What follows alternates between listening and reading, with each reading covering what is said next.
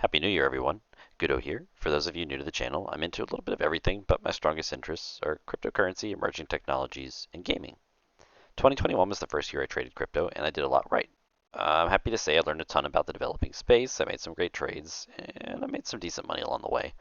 I caught Luna at 20 bucks, Solana at 30, Avalanche at 45.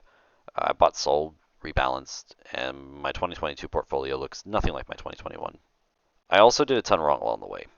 I face the same pressures a lot of retail traders do: low liquid capital, sky high expectations, space used to churning half baked greed and FOMO into the meat grinder. Uh, Rich boys can throw some cash in stables and LP farm their 100% APY a year and call it a day, but small fries have to scrap if we want to make it, and that's how you make mistakes. I bought high and sold low. I wasted time with shitcoins and rug pulls. I threw money at actual scams. This year was as much for me about learning from my mistakes as it was about creating a proactive game plan and sticking to it. So that's what this video is all about. Learn from these 5 colossal missteps, and you're already miles ahead of where I was starting out. First, if you're a retail trader, don't try to swing trade. So much of what I see on Twitter, Discord, Webull, anywhere people will listen to are price targets. Just sell some Ethereum at 4,700 and then buy it back at 4,400. And that's a great idea if you assume both you and the trader you're dogging can perfectly guess both the top and the bottom, and uh, you're properly micromanaging your accounts to take advantage. Otherwise, you're just rolling the dice. Sure, there are times when a big market pullback felt imminent, and I wish I had the balls to pull my capital out for a week and protect it in stablecoins. I don't mean to suggest these aren't good strategies or that you can't make it doing this. Tons of people do. My point is that the game isn't really set up for retail to win, and if you're trying to swing trade by joining a Patreon or listening to a guy on crypto Twitter, you're likely to wind up buying Doge or Sheep at the top. Second, rug pulls. Oh man. Ever seen one of these metaverse projects that looks like it was rendered with the finest N64 era processing power and thought this project has a multi-million dollar market cap, no proof of concept, and no accountability? What keeps the devs from just bouncing with the money? The short answer is basically nothing, and hundreds of projects ended up that way in 2021. The playbook's just too easy.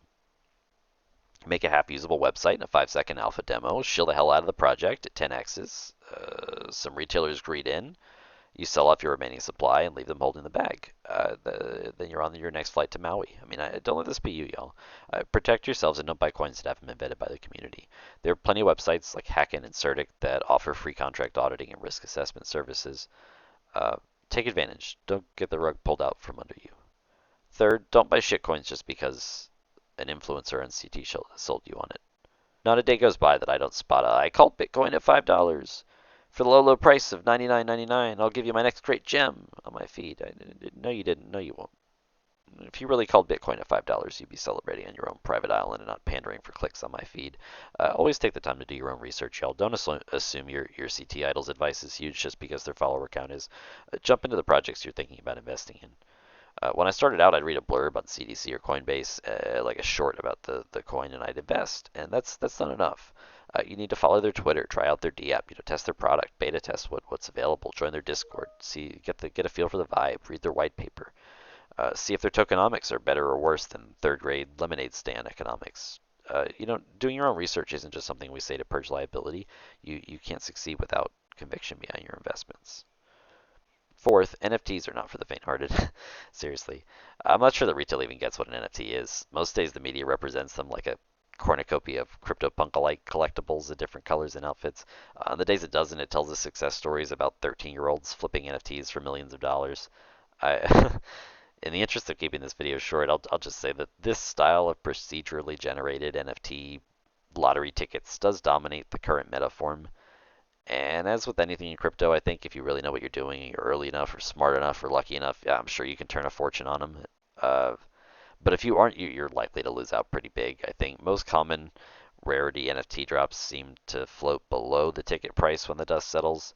The same way most common or even rare trading cards float below the booster pack price. Uh, and that's just projects that make it. Ones that don't, that were fakes or scams, or in it for a quick buck, the value is just effectively zero. So I think NFTs are a really hard market to penetrate right now unless you have some special inclination and some expertise to get you started. Fifth and finally, I'm pretty sure free to earn is just a complete crock. I think it's pretty common knowledge at this point that the blockchain play to earn model is a real thing. It's already making waves. Axie Infinity is like the household name in the space, but there are hundreds of NFT based games, and the model's simple enough. the characters cost real money to purchase, but also earn real money during gameplay, which means grinding is not a hobby anymore. Now it's a 9 to 5 job, and that's cool. But these games seem to have a hard time scaling the floor price as the popularity grows. So if the buy-in is not $100 for a team of NFTs, when a new PS5 game is like 70, but a couple $1,000 for a team of NFTs seems a lot more intimidating, and that's going to knock out most retail interests, regardless of how fast you can make back ROI once you buy a team. So some games seem to be addressing this by creating channels for free-to-play players to compete for cash, even though they would be at a disadvantage. And my advice is if you can't play hardball, just don't bother.